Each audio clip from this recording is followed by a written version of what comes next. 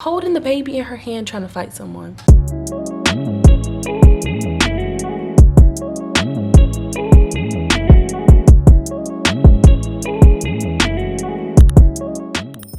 Previously on 4 sets of 3. I don't know, I have something. Crossing my fingers that this Miami turn, everyone behaves themselves, it falls into this huge puddle. Hey crew, welcome back to my channel for another flight attendant vlog. My name is Bridget. I'm a New York City based flight attendant, and this is a continuation of the last vlog. If you haven't seen it, stop right here. I'll link it right there and watch that first. We are on A days, which is basically being on call. And today is day 3 of 6, and we are working international trip. We're going to Accra, Ghana. I've never been there before, but I'm excited to go. The only thing I'm not excited for is the long flight. It's blocked at like 10 hours, so that should be interesting. I've worked one 10-hour flight in the past, and that was to Brazil, and that was torture. So I'm just hoping that this one is not the same. It is currently 7:45 on the dot, and my sign-in's not until close to 10 o'clock p.m. So I will see you guys probably when I get to JFK. But before I do that, I wanted to just share a few things with you that I thought would be interesting. So because this is an international trip, I do pack my in-flight bag, which is basically my tote that I use during the flight, a little bit different in comparison to domestic trips. So I just wanted to share the few things that I pack differently, and number one would be a toothbrush. So I bring a toothbrush and I bring toothpaste somewhere in here, so that once I have my crew rest, as you guys know, on international trips we typically have a break where we can sleep. I can like freshen myself up, I can brush my teeth. I also bring my like head scarf down, so when I'm sleeping my hair is not getting crazy, because I know myself, I'm a crazy sleeper and it would be a mess. So yeah, those are the only two things that I pretty much bring extra added into my in-flight bag for international trips. So now for real this time, I will see you when I get to New York, when I get to JFK. Hey crew, so I have made it onto the plane and we just got the flight time. It is 9 hours and 25 minutes, so pray for me because I'm already tired. I'm not galley position going and coming, so that's nice, but this flight is completely full, so we shall see how it goes. I will speak to you guys again once I have my break. So talk to you later. Hey crew, so it is hours later, a few minutes before my break ends, and it is time to get myself back ready for work. I am extremely exhausted, as you can see in my eyes, and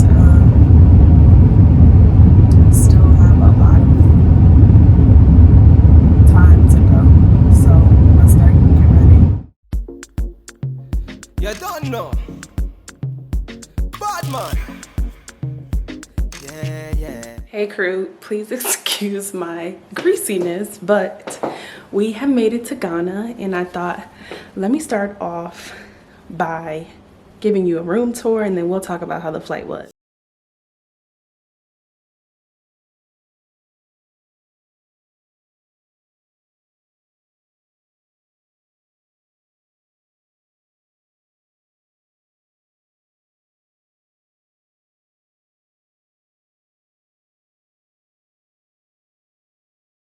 Okay guys, I'm really excited to be here. I'm happy I made it through the flight. I didn't think it was possible once I heard it was 9.5 hours, but we're here, we made it. That's all that matters. I'll be right back. I'll come back once I get this uniform off and everything. Hey crew, so I have showered and I'm a little bit more settled down. I'm just waiting for the Wi-Fi to connect. But I said I have the time now to come back and tell you how the flight was. So before our international trips, we have like a little meeting with the crew, and I let them know that this was my first time coming, and they were like, oh, you'll be fine. The only thing that we can warn you about is that boarding is crazy. So I'm like, okay, like boarding's crazy, that's no problem. No. When they say boarding is crazy, they really mean it. Boarding was crazy, you guys. I already expected there to be a lot of bags, and we're not even like halfway through boarding and all of the overhead bin space is full. So I'm like, okay, we'll have to be creative as far as finding more space. And I'm like trying to move bags around, I'm trying to help people. People are trying to move their seats without asking. And then it's causing a situation when the person who's actually in that seat shows up and they want their seat. One person stops me and is like, I need your help. Like, they put us all in these different seats. I'm traveling with a child. Why would they do that? Why would you put me in these seats? And I'm like, why would I put you in these seats? Ma'am, I didn't book your passage and I didn't assign your seats, but I can see what I can do. Can I see your boarding pass? So then, you guys, I almost had to break up a fight. You guys, boarding was hectic. I was sweating like I had ran a marathon, and I hadn't even started the flight yet. So once we got into the air, I don't think there was any problems. The only thing that I found was funny, like when you're asking people, would you like anything to drink? They're like, alcohol. Okay, well, what type of alcohol are you talking about? Are we talking wine? Are we talking beer? Are we talking like rum, bourbon, vodka, gin? Like, I need some sort of direction here. So I finally, towards the end of the first service, got to the consensus to these specific passengers, alcohol to them means wine. So that's what it ended up being.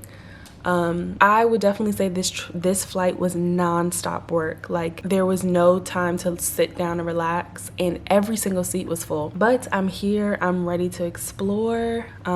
It's a little after 2 p.m. here, and I'm supposed to be going out with one of the crew members who comes here regularly, because as you guys know, it's my first time and I don't know where I'm going.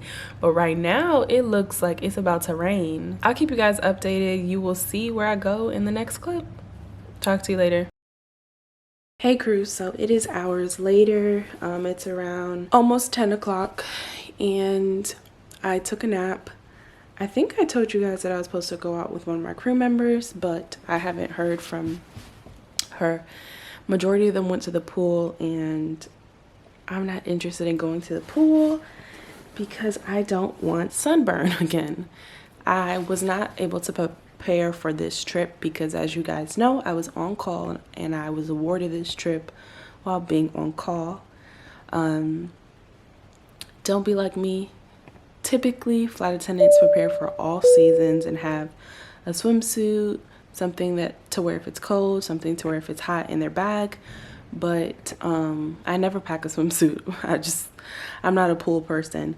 So yes, so I don't think that's happening tonight, but we don't leave until late tomorrow. So maybe I'll venture out by myself. We'll see.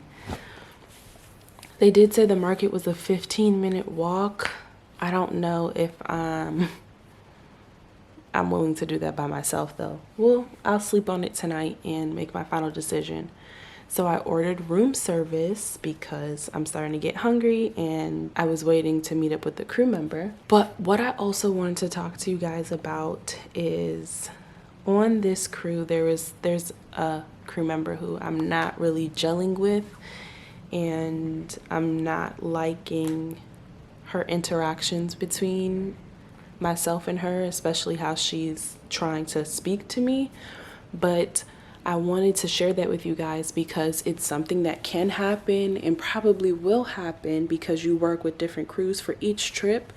And what I do to not let it affect me is that, you know, I may never fly with this person again. And if I do, because anything is possible, you can't take that stuff off the plane with you.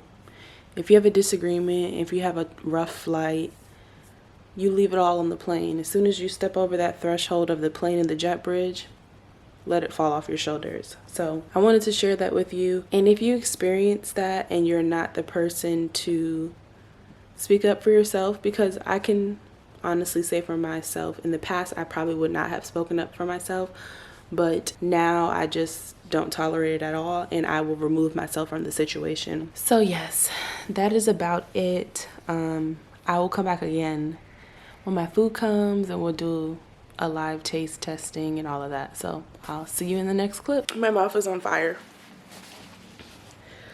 Ooh.